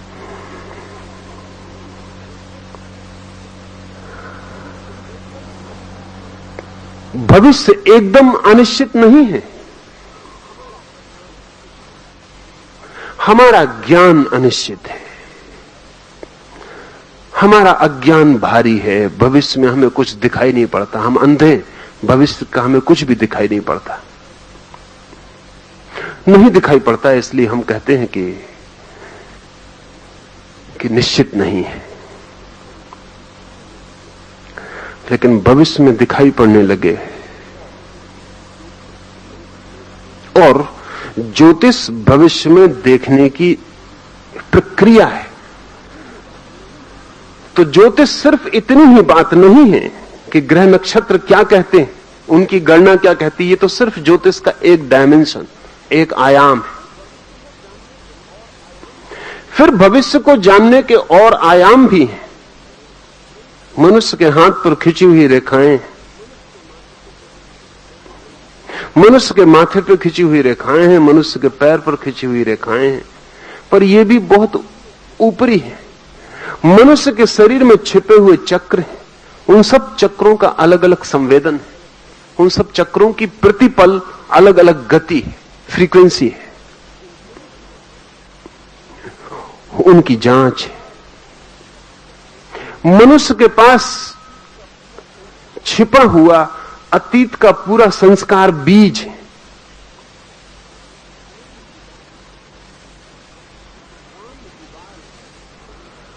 रॉन हुबार्ड ने एक नया शब्द और एक नई खोज पश्चिम में शुरू की है, पूरब के लिए तो बहुत पुरानी है। वो खोज है टाइम ट्रैक। हुबार्ड का ख्याल है कि प्रत्येक व्यक्ति जहां भी जिया है, इस पृथ्वी पर या कहीं और किसी ग्रह पर, आदमी की तरह या जानवर की तरह या पौधे की तरह या पत्थर की तरह आदमी जहां भी जिया है अनंत यात्रा में, उस पूरा का पूरा टाइम ट्रैक, समय की पूरी धारा उसके भीतर अभी भी संरक्षित है। वो धारा खोली जा सकती और उस धारा में आदमी को पुनः प्रवाहित किया जा सकता है। हुबार्ट की खोजों में यह खोज बड़ी कीमत की है। इस टाइम ट्रैक पर हुबार्ट ने कहा है कि आदमी के भीतर एनग्रेम्स है। एक तो हमारे पास स्मृति है जिसमें हम याद रखते हैं कि कल क्या हुआ, परसों क्या हुआ। ये स्मृति काम चलाऊ है, ये रोजमर्रा की है। जैसे हर आदमी दुकान पर या ऑफिस में एक रोजमर्रा की बही रखता है, वो काम चलाऊ होती है, वो रोज बेकार हो जाती है, वो असली नहीं है, वो स्थायी भी नहीं है। ये हमारी काम चलाऊ की स्मृति है जिसमें हम रोज काम करते हैं फिर रोज फेंक देते हैं। पर इससे गहरी एक स्मृति है जो काम चलाऊ नहीं है, जिसमें हमारे जीवन के समस्त अनुभवों का सार, अनंत अनंत जीवन पथों पर लिए गए अनुभवों का सार इकट्ठा है। उसे हुबार्ट ने एनग्रेम कहा है। वो हमारे भीतर एनग्रेम्ड हो गई है, वो भीतर गहरे में दबी हुई पड़ी पूरी की पूरी, जैसे कि एक टेप बंद आपके खीसे में पड़ा हो। उसे खोला जा सकता है और जब उसे खोला जाता है तो महावीर उसको कहते थे जाति स्मरण, हुबार्ट कहता है टाइम ट्रैक, पीछे लौटना समय में। जब उसे खोला जाता है तो ऐसा नहीं होता कि आपको अनुभव हो कि आप रिमेंबर कर रहे हैं, ऐसा नहीं होता कि आप याद कर रहे हैं, यू रीलिव। जब वो खुलती है, जब टाइम ट्रैक खुलता है तो आपको ऐसा अनुभव नहीं होता कि मुझे याद आ रहा है ना, आप पुनः जीते हैं। समझ लें, अगर टाइम ट्रैक आपका खोला जाए, जो कि खोलना बहुत कठिन नहीं है, और ज्योतिष उसके बिना अधूरा है, तो ज्योतिष की बहुत गहनतम जो पकड़ है वो तो आपके अतीत को खोलने की, क्योंकि आपका अतीत अगर पूरा पता चल जाए तो आपका पूरा भविष्य पता चलता है, क्योंकि आपका भविष्य आपके अतीत से जन्मेगा। आपके भविष्य को, आपके अतीत को जाने बिना नहीं जाना जा सकता, क्योंकि आपका भविष्य आपके अतीत का बेटा होने वाला, उसी से पैदा होगा। तो पहले तो आपके अतीत की पूरी स्मृति रेखा को खोलना पड़े। अगर आपकी स्मृति रेखा को खोल दिया जाए, जिसकी प्रक्रियाएं हैं और विधियां हैं, तो आप अगर समझ लें कि आपको याद आ रहा है कि आप 6 वर्ष के बच्चे हैं और आपके पिता ने चांटा मारा है, तो आपको ऐसा याद नहीं आएगा कि आपको याद आ रहा है कि आप 6 वर्ष के बच्चे हैं और पिता चांटा मार रहे हैं। यू विल रीलिव इट, आप इसको पुनः जिएंगे। और जब आप इसको जी रहे होंगे, अगर उस वक्त मैं आपको पूछूं कि तुम्हारा नाम, तो आप कहेंगे बबलू, आप नहीं कहेंगे पुरुषोत्तम दास। 6 वर्ष का बच्चा उत्तर देगा। आप रिलिव कर रहे हैं, उस वक्त आप स्मरण नहीं कर रहे हैं, पुरुषोत्तम दास स्मरण नहीं कर रहे हैं कि जब मैं 6 वर्ष का था ना, पुरुषोत्तम दास 6 वर्ष के हो गए, वो कहेंगे बबलू। उस वक्त वो जो जवाब देंगे वो 6 वर्ष का बच्चा बोलेगा। अगर आपको पिछले जन्म में ले जाया गया है और आप याद कर रहे हैं कि आप एक सिंह हैं, तो अगर आप उस वक्त आपको छेड़ दिया जाए तो आप बिल्कुल सिंह की तरह गर्जना कर पड़ेंगे, आप आदमी की तरह नहीं बोलेंगे। हो सकता है आप नखून पंजों से हमला बोल दें।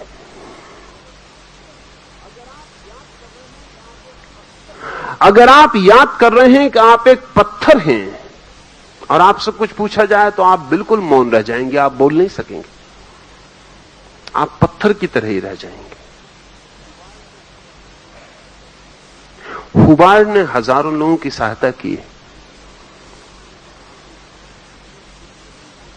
जैसे एक आदमी है जो ठीक से नहीं बोल पाता, तो हुबार्ट का कहना है कि वो बचपन की किसी स्मृति पर स्टक हो गया, उसके आगे नहीं बढ़ पाया। तो वो उसके टाइम ट्रैक पर उसको वापस ले जाएगा, उसके एनग्राम को तोड़ेगा, और जब वो 6 वर्ष का हो जाएगा, जहां रुक गई थी, जहां से वो आगे नहीं बढ़ा, फिर जहां वो वहां वापस पहुंच जाएगा, टूट जाएगी धारा, वो आदमी वापस लौट आएगा, तब वो 30 साल का हो जाएगा। वो जो 20 साल का बीच में फासला था 24 साल का, वो उसको पार कर लेगा। और हैरानी की बात है कि हजारों दवाइयां उस आदमी को बोलने में समर्थ नहीं बना पाई थी, लेकिन ये टाइम ट्रैक पर लौट के जाना और पुनः वापस लौट आना, वो आदमी बोलने में समर्थ हो जाए। आपको बहुत दफे जो बीमारियां आती हैं वो केवल टाइम ट्रैक की वजह से आती हैं। बहुत सी बीमारियां, जैसे दमा के मरीज की तारीख भी तय रहती है। हर साल ठीक वक्त पर, ठीक तारीख पर उसका दमा लौट आता है, और इसलिए दमा के लिए कोई चिकित्सा नहीं हो पाती, क्योंकि दमा असल में शरीर की बीमारी नहीं है, टाइम ट्रैक की बीमारी है। कहीं स्टक हो गई, कहीं मेमोरी अटक गई है, और जब फिर वही वो आदमी उस समय को स्मरण कर लेता है, 12 तारीख वर्षा का दिन, उसको 12 तारीख आई, वर्षा का दिन आया, वो तैयारी कर रहा, वो घबरा रहा कि अब होने वाला है। आप हैरान होंगे कि इस बार उसको जो दमा होगा, ही इज रीलिविंग, वो दमा नहीं है, वो सिर्फ पिछले साल की 12 तारीख को रीलिव कर रहा है। मगर अब उसका आप इलाज करेंगे, आप उसकी झंझट में डाल रहे हैं। उसका इलाज करने से कोई मतलब नहीं, क्योंकि वो 1 साल पहले वाला आदमी अब है ही नहीं जिसका इलाज किया जा सके। आप दवाएं बेकार खो रहे हैं, क्योंकि दवाएं उस आदमी में जा रही हैं जो अभी है, और बीमार वो आदमी जो 1 साल पहले था। इन दोनों के बीच कोई तारतम्य नहीं है, कोई संबंध नहीं है। आपकी हर दवा की असफलता उसके दमा को मजबूत कर जाएगी और कह जाएगी कि कुछ नहीं होने वाला। वो अगले साल की तैयारी फिर कर रहा है। 100 में से 70 बीमारियां टाइम ट्रैक पर घटित हो गई, पकड़ गई, जकड़ गई बातें हैं जो हम लौट लौट के जी लेते हैं। ज्योतिष सिर्फ नक्षत्रों का अध्ययन नहीं है, वो तो है ही, तो वो तो हम बात करेंगे। साथ ही ज्योतिष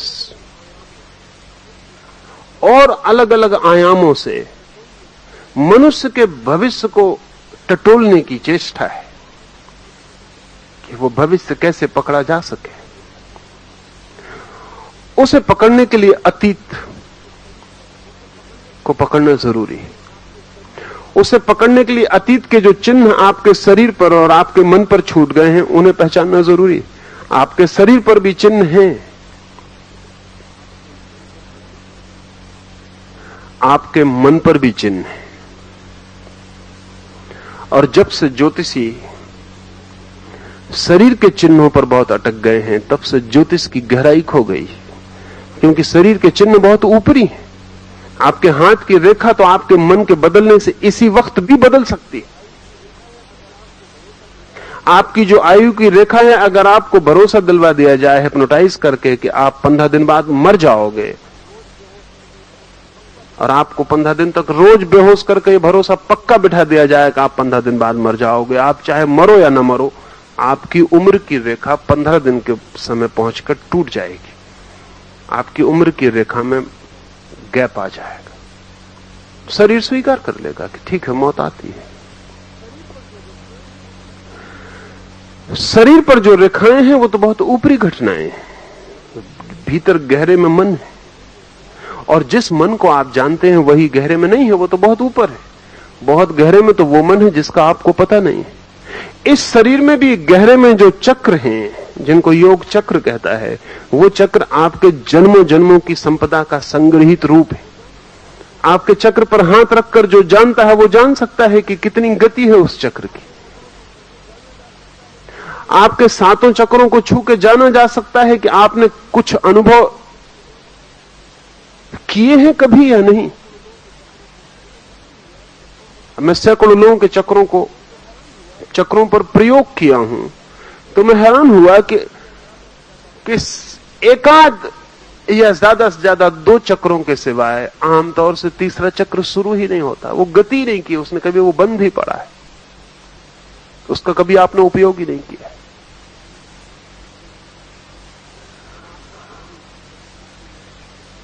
तो वो आपका अतीत है। उसे जान के अगर एक आदमी मेरे पास आए और मैं देखूं कि उसके 7 चक्र चल रहे हैं,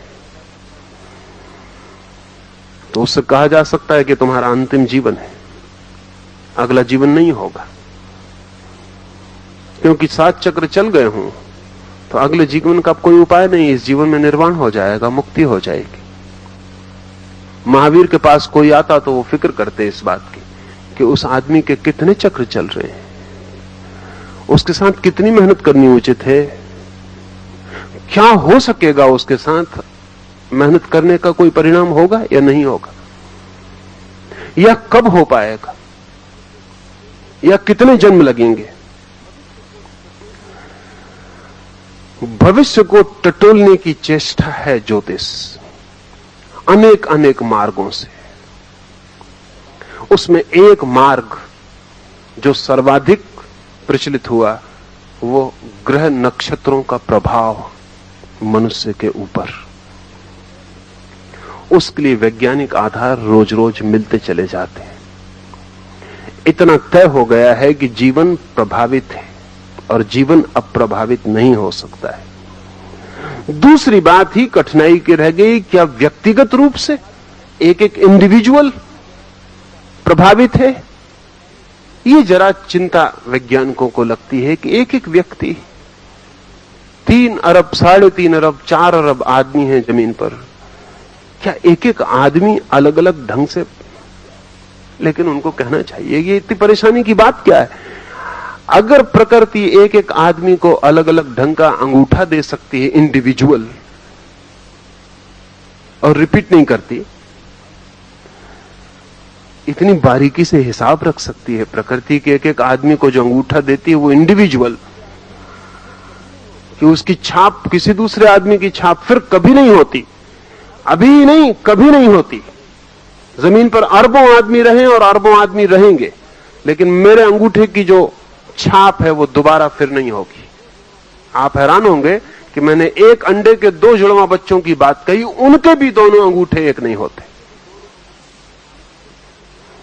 उनके भी दोनों अंगूठों की छाप अलग होती है। अगर प्रकृति एक एक आदमी को इतना व्यक्तित्व दे पाती है कि अंगूठे जैसी बेकार चीज को, हम सबको जो बेकार ही है, कुछ खास प्रयोजन का नहीं मालूम पड़ता, उसको इतनी विशिष्टता दे पाती है, तो एक एक व्यक्ति को आत्मा और जीवन विशिष्ट न दे पाए, कोई कारण नहीं मालूम होता। पर विज्ञान बहुत धीमी गति से चलता है, और ठीक है, वैज्ञानिक होने के लिए उतनी धीमी गति ठीक है। जब तक तथ्य पूरी तरह सिद्ध न हो जाएं, तब तक इंच भी आगे सरकना उचित नहीं है। प्रोफेट्स, पैगंबर तो छलांगे भर लेते हैं, वो हजारों लाखों साल बाद जो तय होगी उसको कह देते हैं। विज्ञान तो एक एक इंच सरकता है, और प्राइमरी स्कूल के बच्चे के दिमाग में जो बात आ सके वही बात, वो बात नहीं जो कि प्रोफेट्स और विजनरीज, सपने देखने वाले लोग जो दूर दूर की चीजें देख लेते हैं, उनकी समझ में आ सके, उतनी बात नहीं। उससे विज्ञान का उतना प्रयोजन नहीं है। ज्योतिष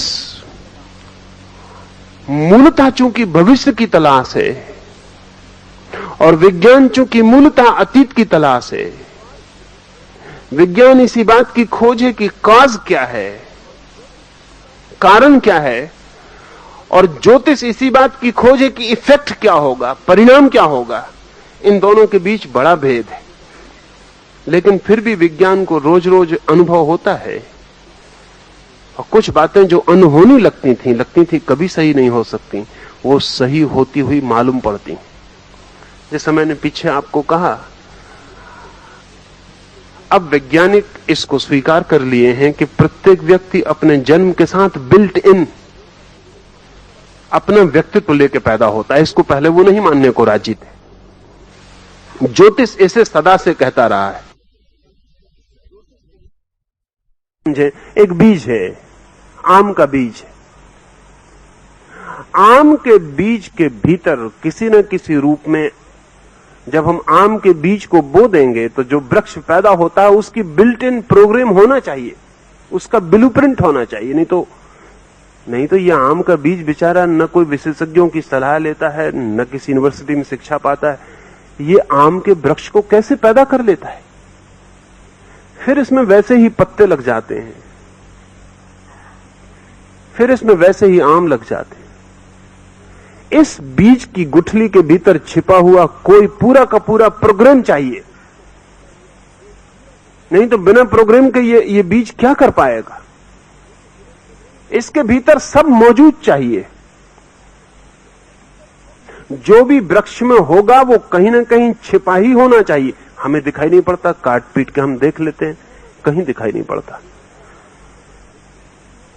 लेकिन होना तो चाहिए ही।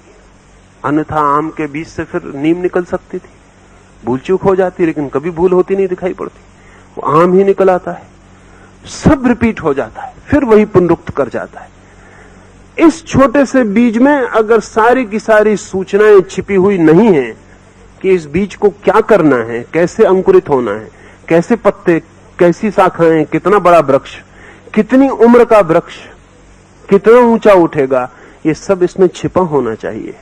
कितने फल लगेंगे, कितने मीठे होंगे, पकेंगे कि नहीं पकेंगे, ये सब इसके भीतर छिपा होना चाहिए।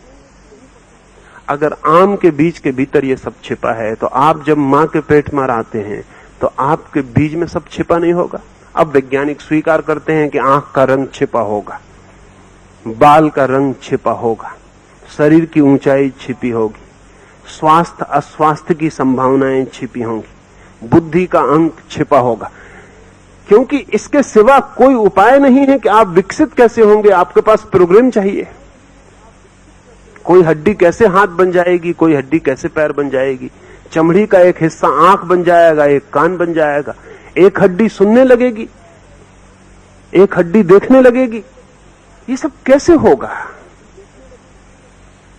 वैज्ञानिक पहले कहते थे सब संयोग है, लेकिन संयोग शब्द बहुत अवैज्ञानिक मालूम पड़ता है। संयोग का मतलब चांस। तो फिर कभी पैर देखने लगे और कभी हाथ सुनने लगे, पर इतना संयोग नहीं मालूम पड़ता है, इतना व्यवस्थित मालूम पड़ता है। ज्योतिष ज्यादा वैज्ञानिक बात कहता है। ज्योतिष कहता है कि सब बीज को उपलब्ध है। हम अगर बीज को पढ़ पाएं, अगर हम डिकोड कर पाएं, अगर हम बीज से पूछ सकें कि तेरे इरादे क्या हैं, तो हम आदमी के बाबत घोषणाएं कर सकते हैं। वृक्षों के बाबत तो वैज्ञानिक घोषणा करने लगे। 20 साल में आदमी के बाबत बहुत सी घोषणाएं वे करने लगेंगे। और अब तक हम सब समझते रहे कि सुपरस्टिटस से ज्योतिष, अगर घोषणा विज्ञान करेगा तो वो ज्योतिष हो जाएगा। विज्ञान घोषणा करने लगेगा।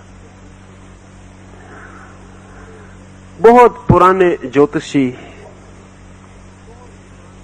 ज्योतिष का पुराने से पुराना इजिप्तियन एक ग्रंथ है जिसको पाइथागोरस ने पढ़ के और यूनान में ज्योतिष को पहुंचाया। वो ग्रंथ कहता है, काश हम सब जान सकें, तो भविष्य बिल्कुल नहीं। चूंकि हम सब नहीं जानते, कुछ ही जानते, इसलिए जो हम नहीं जानते वो भविष्य बन जाता है। हमें कहना पड़ता है शायद ऐसा हो, क्योंकि बहुत कुछ है जो अनजाना है। अगर सब जाना हुआ हो तो हम कह सकते हैं ऐसा ही होगा, फिर इसमें रत्ती भर फर्क नहीं होगा। आदमी के बीच में भी अगर सब छिपा है, आज मैं जो बोल रहा हूं, किसी न किसी रूप में मेरे बीज में ये संभावना होनी चाहिए थी, अन्यथा मैं ये कैसे बोलता। अगर किसी दिन ये संभावना हो सकी और हम आदमी के बीज को देख सकें, तो मेरे बीज को देखकर मैं क्या बोल सकूंगा जीवन में, उसकी घोषणा की जा सकती थी। क्या हो सकूंगा, क्या नहीं हो सकूंगा, क्या बनूंगा, क्या नहीं बनूंगा, क्या घटित होगा, उस सब की सूचना हो सकती थी। कोई आश्चर्य नहीं है कि हम आज नहीं कल आदमी के बीज में झांकने में समर्थ हो जाए। जन्म कुंडली या हॉरोस्कोप उसका ही टटोलना है। हजारों वर्ष से हमारी कोशिश यही है कि जो बच्चा पैदा हो रहा है वो क्या हो सकेगा, हमें कुछ तो अंदाज मिल जाए तो शायद हम उसे सुविधा दे पाएं, शायद हम उससे आशाएं बांध पाएं। जो होने वाला है उसके साथ हम राजी हो जाएं।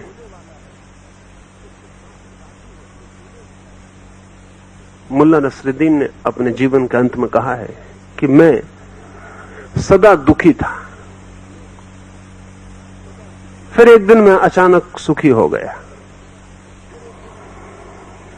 गांव भर के लोग चकित हो गए कि जो आदमी सदा दुखी था और जो आदमी सदा हर चीज का अंधेरा पहलू देखता था वो अचानक प्रसन्न कैसे हो गया।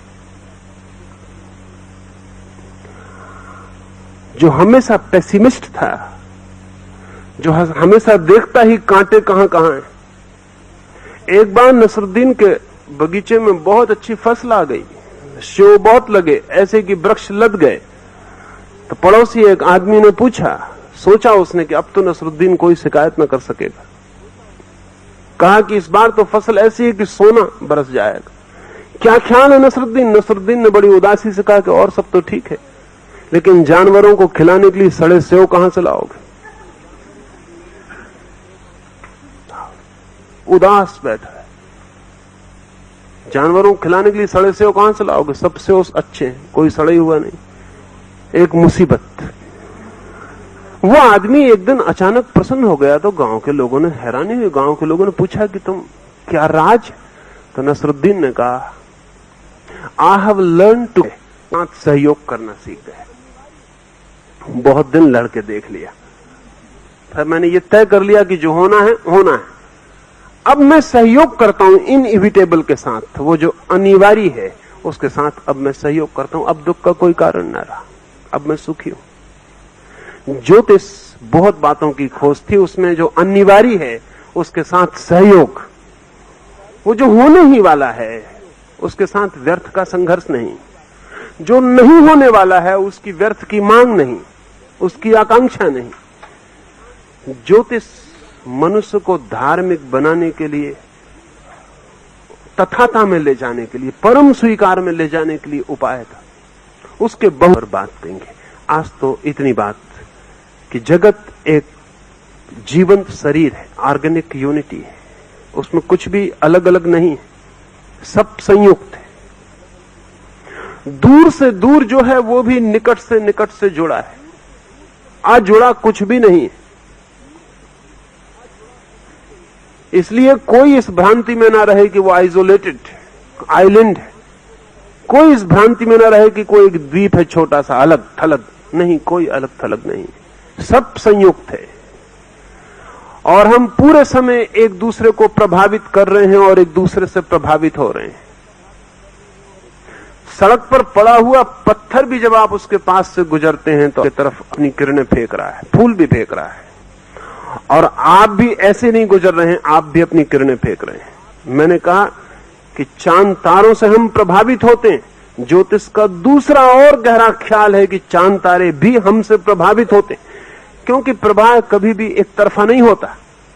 जब कभी बुद्ध जैसा आदमी जमीन पर पैदा होता है तो चांद ये न सोचे कि चांद पर उनकी बुद्ध की वजह से कोई तूफान नहीं उठते, कि बुद्ध की वजह से चांद पर कोई तूफान शांत नहीं होते। अगर सूरज पर धब्बे आते हैं और सूरज पर अगर तूफान उठते हैं और जमीन पर बीमारियां फैल जाती, तो जब जमीन पर बुद्ध जैसे व्यक्ति पैदा होते हैं और शांति की धारा बहती है और ध्यान का गहन रूप पृथ्वी पर पैदा होता है, तो सूरज पर भी तूफान फैलने में कठिनाई होती। सब संयुक्त है। एक छोटा सा घास का तिनका भी सूरज को प्रभावित करता है और सूरज भी घास के तिनकों को प्रभावित करता है। न तो घास का तिनका इतना छोटा है कि सूरज कहे कि तेरी हम फिक्र नहीं करते, और न सूरज इतना बड़ा है कि ये कह सके कि घास का तिनका मेरे लिए क्या कर सकता है। जीवन संयुक्त है, यहां छोटा बड़ा कोई भी नहीं, एक ऑर्गेनिक यूनिटी है, एकात्म। इस एकात्म का बोध अगर आए ख्याल में तो ही ज्योतिष समझ में आ सकता है, अन्यथा ज्योतिष समझ में नहीं आ सकता। तो एक तो मैंने ये बात आज कही। कल और आयामों पर हम धीरे धीरे बात करेंगे।